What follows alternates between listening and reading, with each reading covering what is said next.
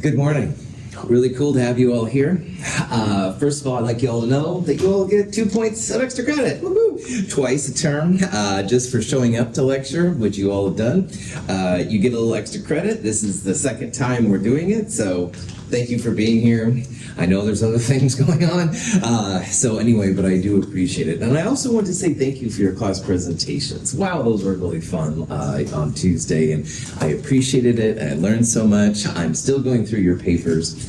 I haven't gotten that far and stuff, but anyway, I really do appreciate all that you presented, and it's given me a lot of things to think about, and it's really, really cool. Next week, we will not meet at all right? So don't show up to 1303. I try and keep my lab symmetric across the sections, and our Tuesday lab, which we could have, I wouldn't be able to do a Wednesday lab or a Friday lab with those sections. So it's easier, honestly, to just cancel all labs next week, which is fine. So we won't meet Tuesday. Thanksgiving is Thursday. Mount Hood is completely closed Wednesday through Friday, so you shouldn't meet there. Should be pretty cool. So the next time I see you will be December the 2nd, a Tuesday. Tuesday, December 2nd. So at 8:30 in this room. And that's when we'll look at problem set 6, which has stuff from chapter 6, which we saw at the end of the last time we met for lecture, as well as this material from chapter 7, part 1. We'll then take seminar self-quiz 6, take the actual quiz 6 after we talk about it, and we'll go next door upstairs to the lab and do the net ionics lab. So that'll be the last kind of intense time that we meet. Should be pretty cool. Any questions on that kind of stuff? So. Okay. Chapter 7, part 1. Just 1 second.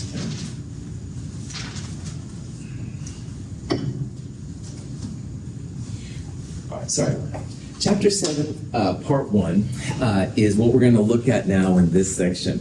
And chapter 7 is a longer section. I think there's 7.1 to 7.5. But in Chem 221, we're only going to look at 7.1 and 7.2. There's different reasons for it. It has to do with the changes that have happened at the state level. No big deal. But in this section, we're going to start exploring the chemical reaction. And the reaction is the kind of the last big thing that we need to talk about in order to really see where a chemist comes from. And we'll talk about how reactions, how chemists can use a reaction to see what's happening, stuff like that. But again, if you are looking at the textbook, make sure that you only look at section 7.1 and 7.2. There's nothing wrong with looking at the other sections, it's just that we won't cover it in class. Does that make sense? Is that cool? Awesome. So a chemical reaction will look something like this right here, which I've also got up here on the board. And you can think about a chemical reaction as a type of a recipe. And if you want to bake a cake, say, you need to have first the ingredients. So let's pretend that cake is made of flour, eggs, and water, oil, I don't know, obviously I haven't made a cake for a while, but anyway, whatever your ingredients are, first you have to collect them. But then you also have to add the right amounts of ingredients to get the desired cake. So for example, if you added extra flour, the cake might come out dry or something. And you don't add enough eggs, maybe it wouldn't stick together, I don't know, okay? Well, chemistry is very similar.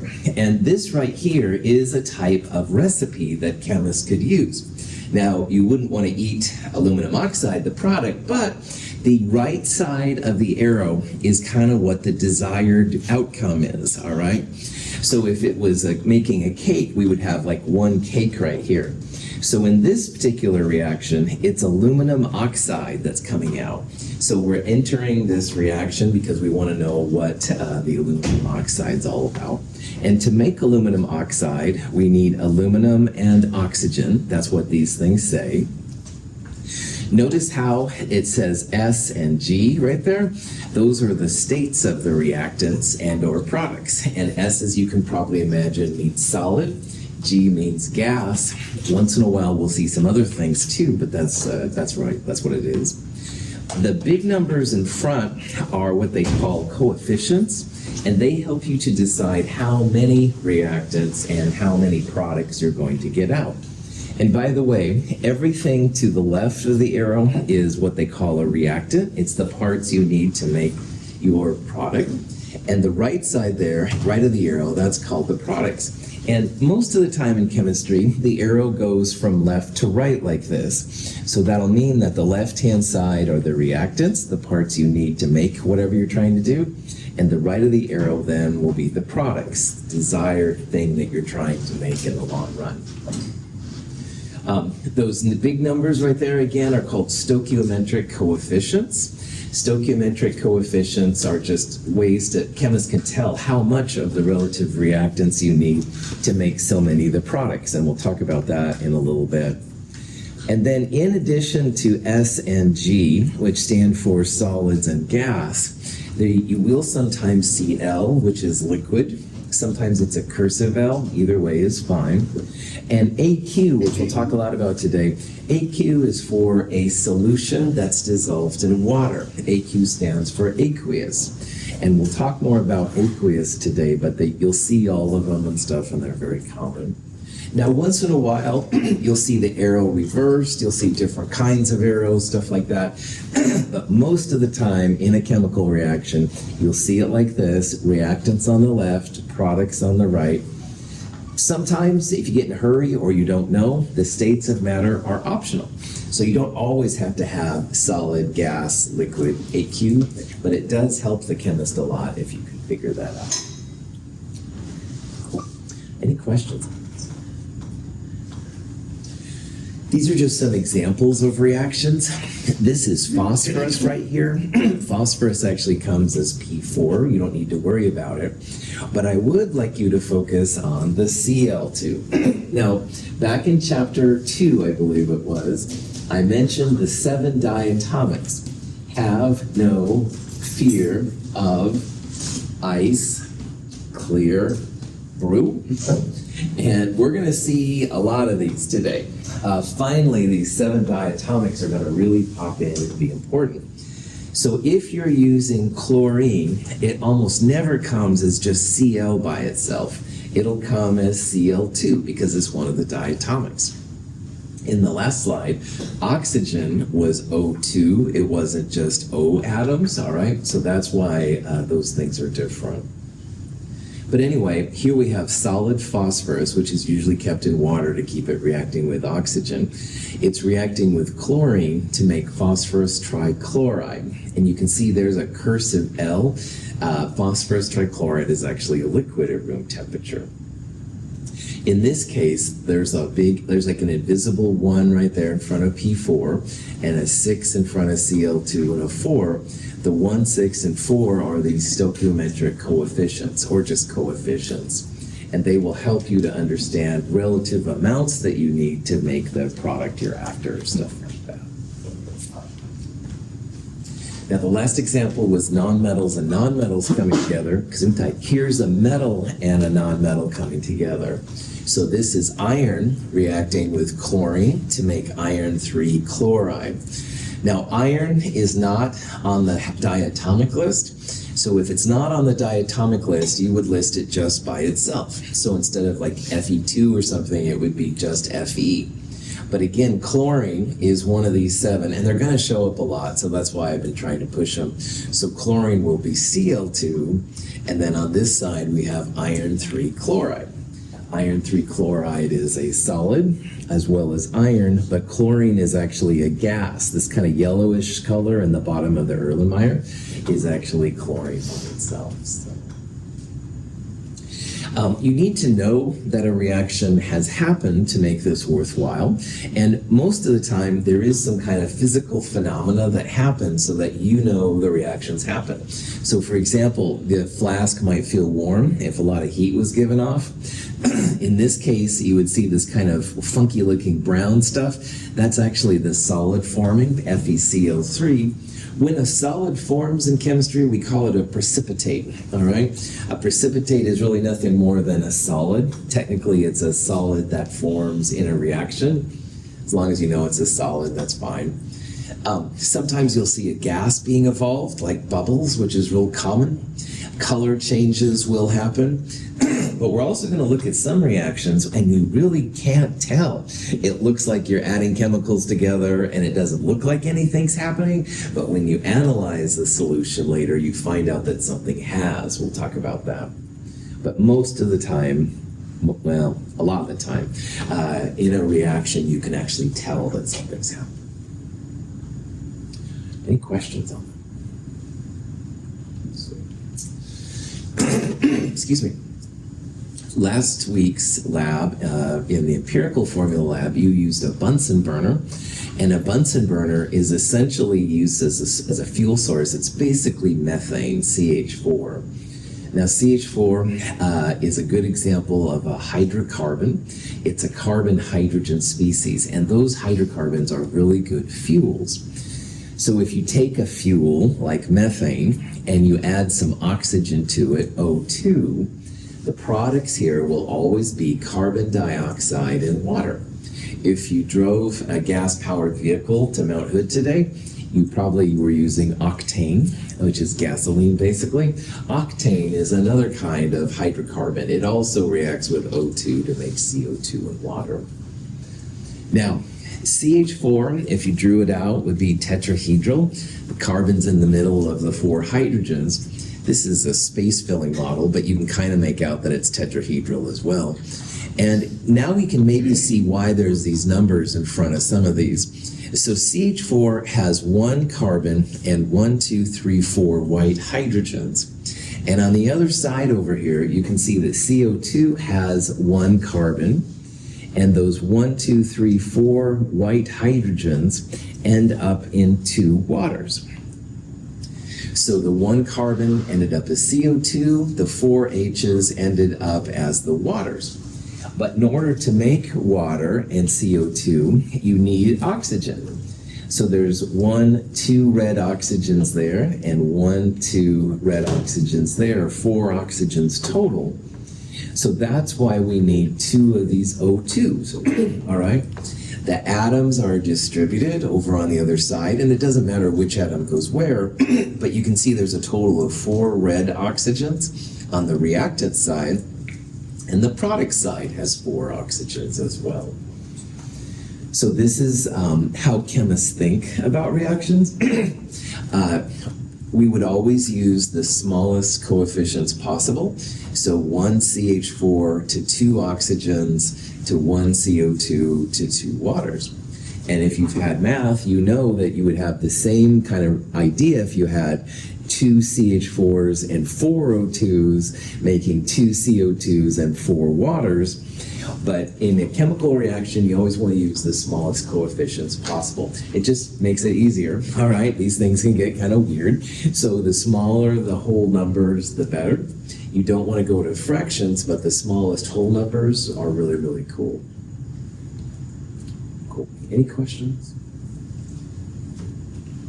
Mercury 2 oxide breaks down or decomposes readily when heated. If we were to weigh the compound before heating and compare its mass to that of the mercury remaining after the reaction, it would seem that decomposition causes a change in the system's mass. The product mercury would weigh less than the reactant. In reality, the decomposition liberates the reactant's oxygen atoms as gaseous dioxygen O2. All matter present before the reaction still exists after it. The reaction obeys the law of conservation of matter. This reaction stumped chemists for a long time. It's 2 mercury 2 oxides, which is a kind of a solid, and it ends up making oxygen gas, which is O2. Oxygen's one of the diatomics. And you end up with 2 mercuries, which is actually a liquid at room temperature. But why this stumped chemists for a long time is when they were trying to figure out how this all worked, they would take a sample of HGO and measure it out, we'll say 40 grams, whatever. And they'd heat it up, and they'd weigh the remnants afterwards, and the mass after was less than the mass before, because the oxygen was liberated as a gas. It's out of here, all right? Only the mercury was left, and they couldn't figure it out. And finally, then it led to the idea of gases and oxygen, stuff like that. Some compounds, when you react them, so for example, magnesium and oxygen, it'll actually combine with oxygen to make a heavier product. So these were the ways that people started thinking about chemicals and started figuring out what the atoms are. But anyway, what this all leads to is the fact that in chemistry, we have to know the mass that's going into the reaction, and we have to be able to account for the mass coming out of the reaction. You're not going to create or destroy any matter at this level, all right? So all the matter you start with equals all the matter that you end with. And this is called formally the law of conservation of matter. And it's definitely probably one of the most powerful principles that chemists use. And again, it just means that the mass you start with equals the mass you end with. It might have been liberated, it might go away in the form of a gas or something, but you as the hip chemist should be able to figure out like how this all works. Sometimes conservation of matter is just called law of mass action. That's probably what I use more often, but either way is fine. They mean the same thing. Matter cannot be created or destroyed is kind of the punchline here. Now, in the nuclear chemistry section next quarter, we're going to see a little bit of an exception to it. But this still applies, it's just in a weird way. So in Chem 222, if you take that class with me, I'll talk about law of mass action and how even though we destroy matter, there is a saving grace, thankfully, that we can explain it. But 99.9% of the time, we aren't doing nuclear reactions. So basically everything here at Mount Hood, mass that goes in equals mass that goes out. Questions? Some of you mentioned on Tuesday this scientist. His name is Lavoisier. And Lavoisier was actually the person to come up with the idea that mass cannot be created or destroyed. And he extended it then into a chemical reaction. And he said that you have to have a balanced chemical reaction in order to make sense. Now, as we saw with the methane example, you want to make sure that all the atoms you start with end up in some kind of configuration as atoms on the product side. So we're going to spend some time learning how to balance a chemical equation. It's not too crazy or anything like that, but you just want to make sure that the mass that goes into your reaction equals the mass that goes out. A hint that helps me sometimes, this is the mercury thing we looked at earlier. And to make sure that Lavoisier's mass is balanced in a reaction, sometimes what I will do is I'll draw a line in the middle of the reaction, like right through the arrow, and I'll put all the types of atoms that are there. So in this mercury reaction, there was mercury and oxygen. If the atoms of mercury and oxygen on the reactant side equal the atoms of mercury and reactant on the product side, we're good to go. So in this case, 2 times 1, 2 mercury atoms, and 2 times 1, 2 oxygen atoms. On the product side over here, because oxygen's a diatomic, there's 2 of them, so we have 2 oxygens, and as you can probably see, there's 2 mercuries. So the mercury atoms are the same on both sides, the oxygen atoms are the same, balanced reaction. Up here, we started with the aluminum and oxygen going to aluminum oxide. You could do the same thing. It's aluminum and oxygen at this point. 4 aluminums and 3 times 2, 6 oxygen atoms are what we have on the reactant side. And on the product side, 2 times this 2 would be 4 aluminums, and 2 times this 3, 6 oxygens. So a balanced reaction will have the same number and type of atoms on both sides. They'll be configured differently. So here oxygen is with mercury, and here it's by itself. That's okay. But the atoms that you start with will equal the atoms that you end with. Questions?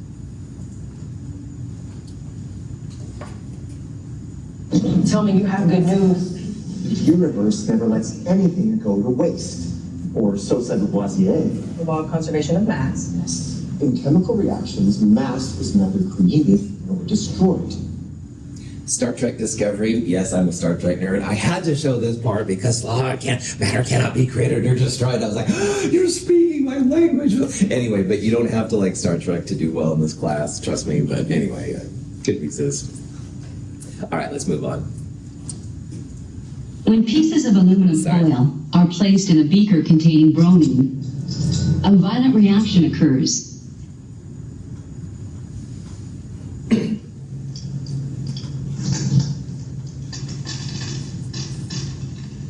The elements react to produce aluminum bromide, which consists of 2 aluminum atoms for every 6 bromine atoms. It is visible as a white powder deposited on the beaker. Cool. In this case, aluminum metal is reacting with bromine, which is actually a liquid at this point. You could write just L, that would be fine. And it makes this compound right here, Al2Br6. Now down here in the picture, you can see how the aluminums are kind of these gold atoms. Bromine, a diatomic, is listed as a red atom. And if you look here, there's 1, there's 2, and there's 3 Br2s, okay? Now aluminum is not a diatomic, so you can just write those as individual pieces. And then over here on the product side, you've got 1 of these massive Al2Br6s. And there's bonds connecting all of these atoms together, but you can see there's 1, 2 aluminum, gold aluminums, 1, 2, 3, 4, 5, 6 bromines. So for this reaction then to balance it, you would have 2 aluminums, 3 Br2s, and you'd end up making just 1 Al2Br6. Usually chemists don't put a 1 right there, it's extra stuff. If you didn't have a 1 right there, then the chemical shouldn't be in the reaction. So if you had, like, for example, water, there's no water here. It would be like 0 waters. That's why chemists just usually think 1 is this one. Does that make sense? Cool. In the combustion of propane, a single propane molecule reacts with 5 molecules of O2 to produce 3 molecules of carbon dioxide and 4 molecules of water. This is a reaction that involves a compound called propane. Now propane, like methane and octane, it's another own species with only carbon and hydrogen. Those are great fuels. They're called hydrocarbons, and they're really good for burning things. So if you take your propane and you burn it, which basically means add oxygen, the products like we saw with methane, once again, are CO2 and water. Now to balance this, it's not too bad, but I'd like to show you a couple of hints along the way as to how this works.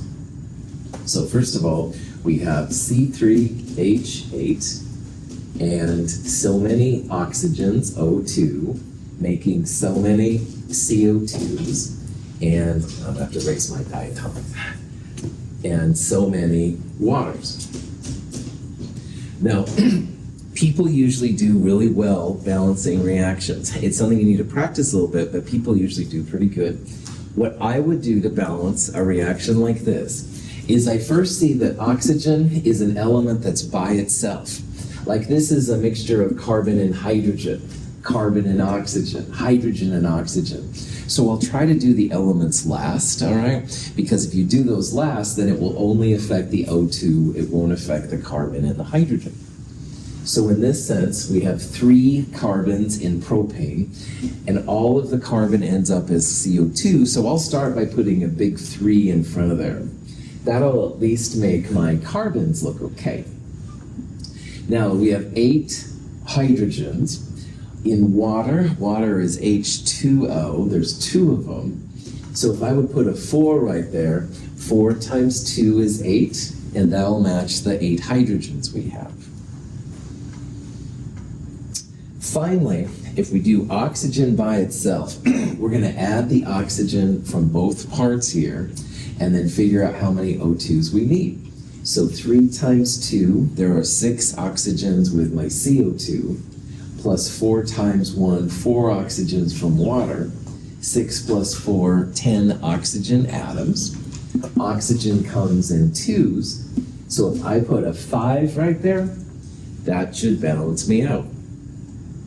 Now, it's very normal to start doing this and think, did I do it right? You know, there's always that uncertainty, man. So you are always welcome to try to balance it out, like we talked about.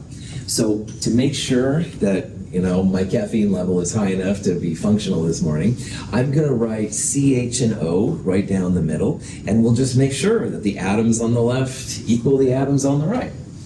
So there's 3 carbons, there's 8 hydrogens, and 5 times 2, 10 oxygens. So on the other side, if we have those exact numbers, this is a valid reaction. Let's check it out. So 3 times 1, 3 carbons. 3 times 2, 6 oxygens. 4 times 2, 8 hydrogens. 4 times 1, 4 oxygens. And sure enough, 3 equals 3, 8 equals 8, 10 equals 6 plus 4. Balanced reaction. Yeah. So balancing propane was like that. So a couple of things. Try to do the element by itself last, or the simplest chemical, whatever that means. If you balance the other things first, you're probably going to be in good shape. And you can always check yourself at the end doing this kind of thing, which is totally legit. Any questions on that? Okay. This reaction is a reaction that involves a boron compound, B4H10. And this thing also, believe it or not, burns. Oxygen is usually a type of burning for these things. Instead of CO2, you end up with what's called boric oxide. It's just a weird compound, but you also end up with water. So this is another kind of reaction that you can balance, absolutely. And I'll talk about some hints on this one now. So we've got B4H10 plus O2, and it makes B2O3 and water. Okay?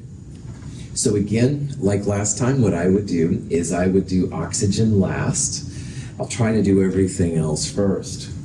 Now in this one, B4H10 has 4 borons, and B2O3 has only 2. So I would start by putting a 2 right there in order to make the borons balanced. I'll then move on to the waters. 10 hydrogens, and water has 2 hydrogens. So I'd like to put 5 right there, because that will make sure that the hydrogens are balanced.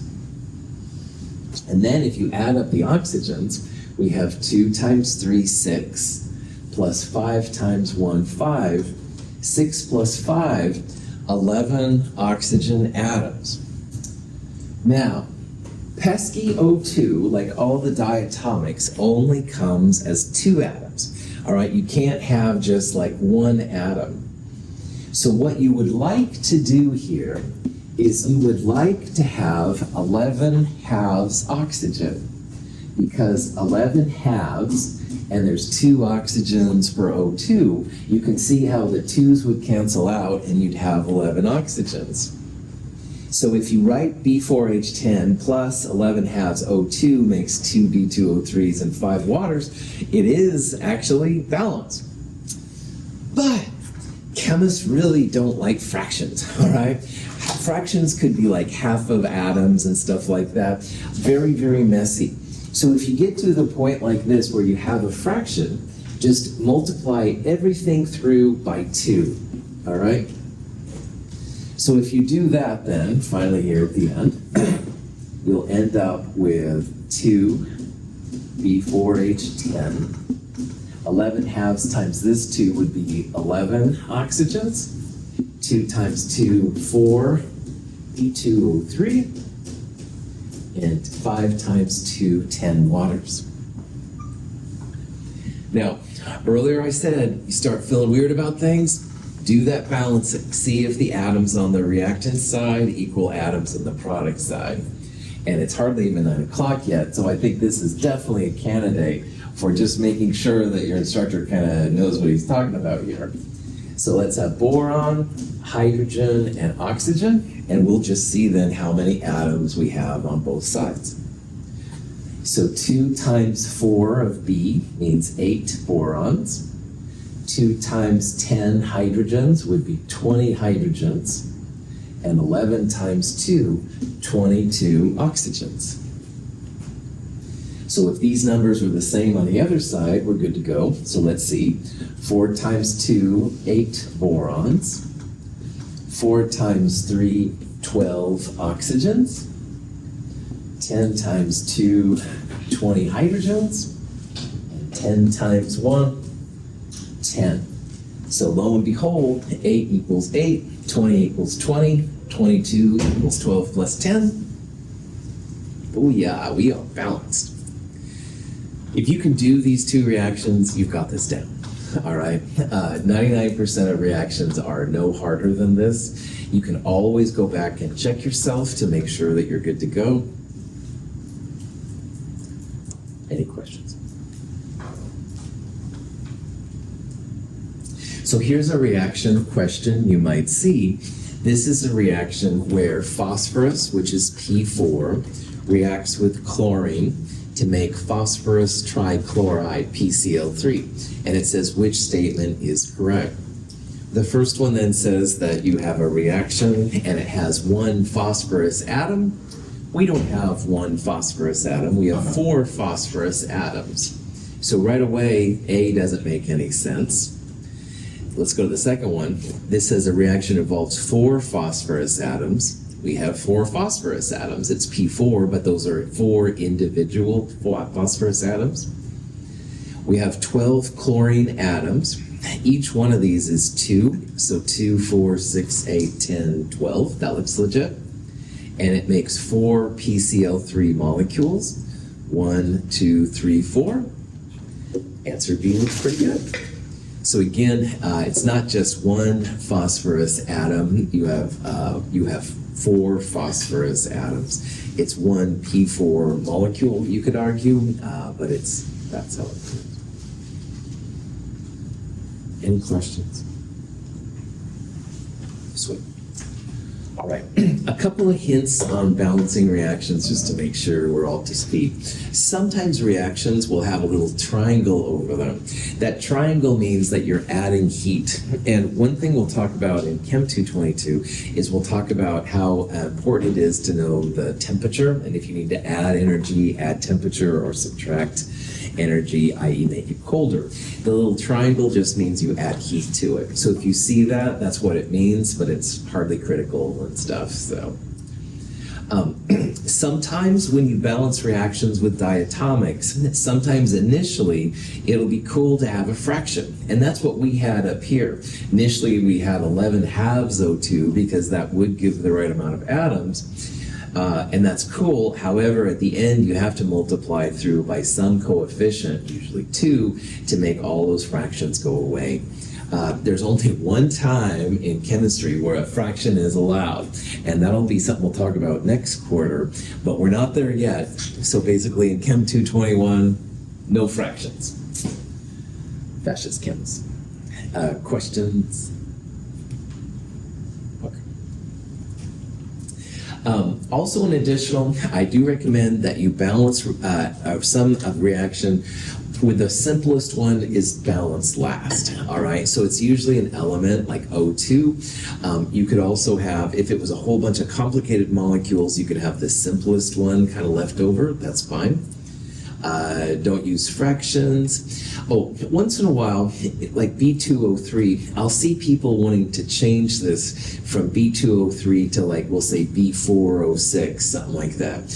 Don't change the little numbers, all right? That's really, really important. You can change the big numbers outside, the coefficients, all you want, all right? But when we get to this point, B2O3 is literally 2 borons for every 3 oxygens. It's not B4O6, it's B2O3. So don't change the subscripts in the formula, but you can absolutely change those big coefficients out in front, make it happen. Smallest whole numbers is the way that chemists roll. Try to do that. You can always check your answer. It's not a problem. And finally, we'll see examples of this later, but all of the charges on the reactant side should equal all the charges on the product side. Now, everything I've shown you this morning, everything has been neutral. So everything neutral that you start with equals everything neutral that you end with.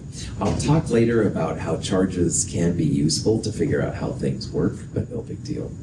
If you practice these just a little bit, usually people do pretty well on them though, so. Any questions?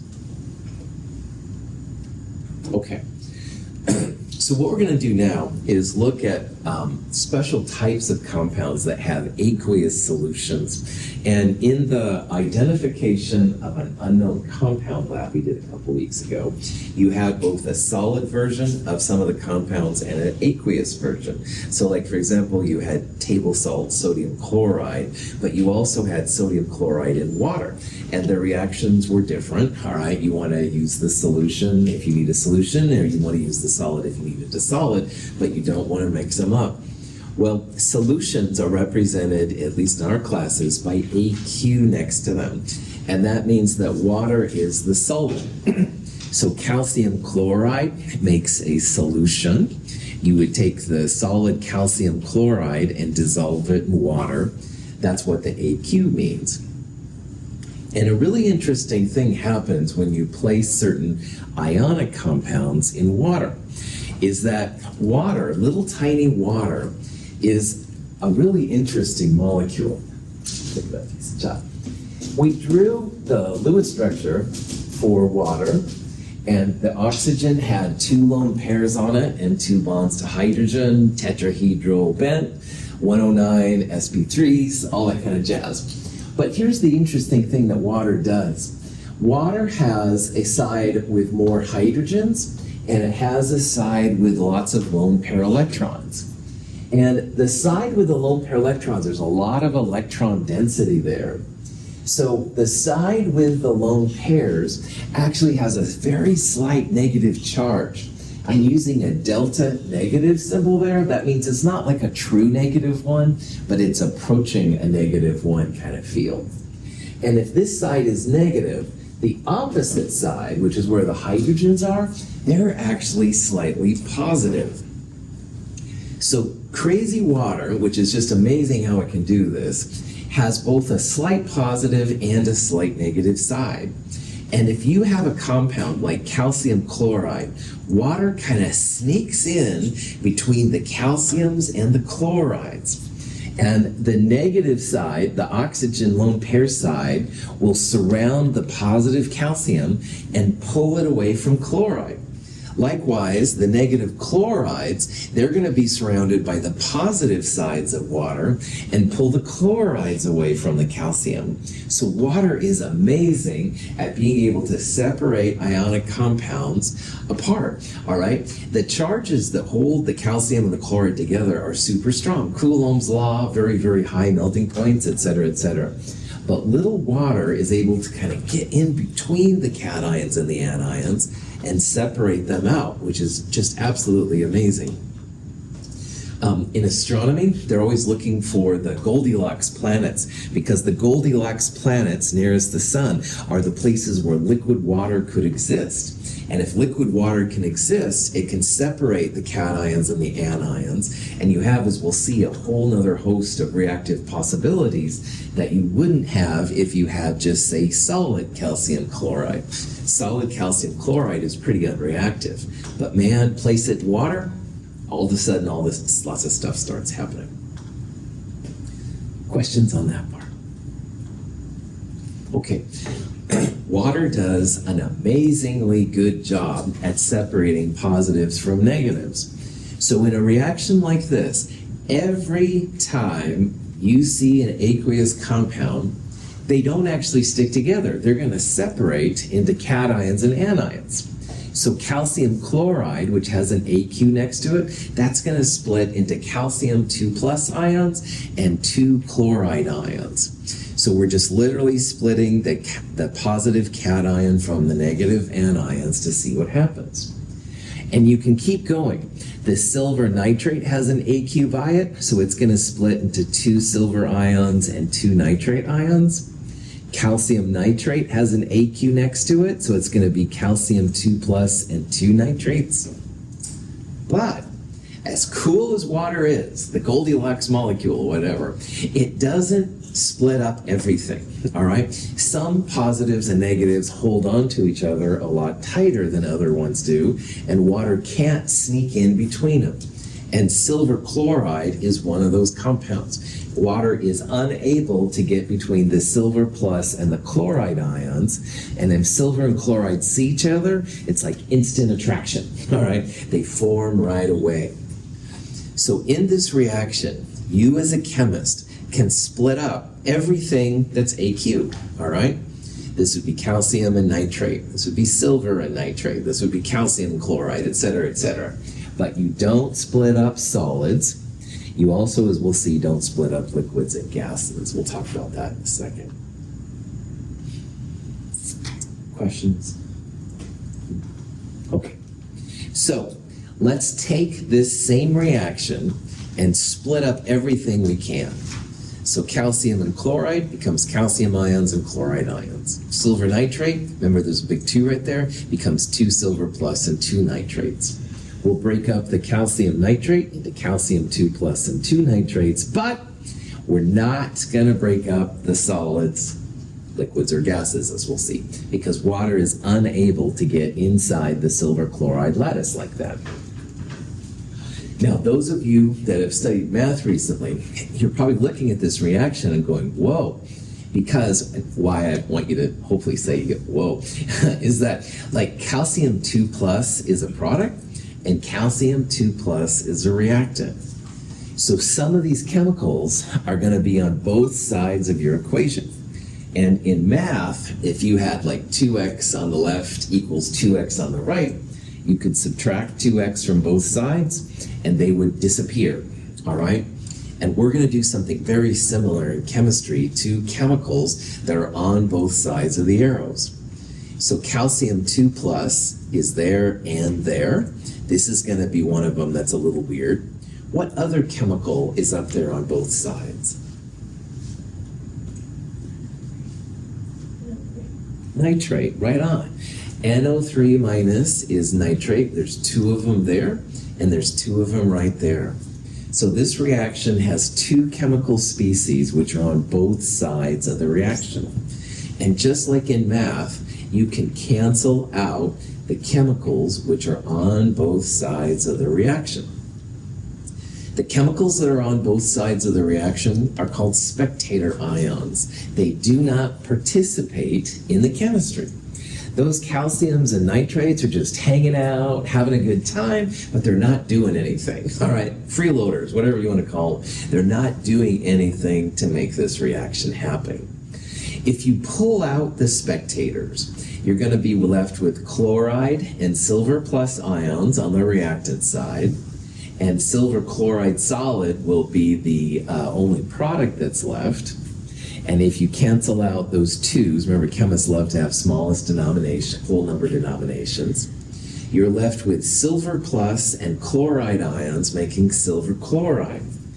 And this reaction right here is called the net ionic reaction. Net ionic equation is also a term that's used. They're the same thing. And this net ionic reaction, that's the action of the reaction. It's what's really happening in this chemical interaction. It really has nothing to do with calcium and nitrate. They're kind of boring. They just sit there, okay? But it's the silver ions and the chloride ions making silver chloride. That's what actually is going on in this reaction. Something is happening.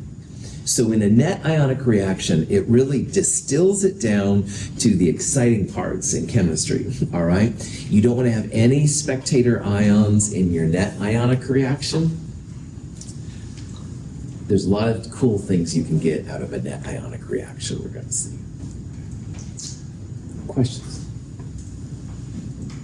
Okay. We put magnesium metal into aqueous hydrochloric acid. The 2 react. Aqueous magnesium chloride is formed, along with gaseous hydrogen.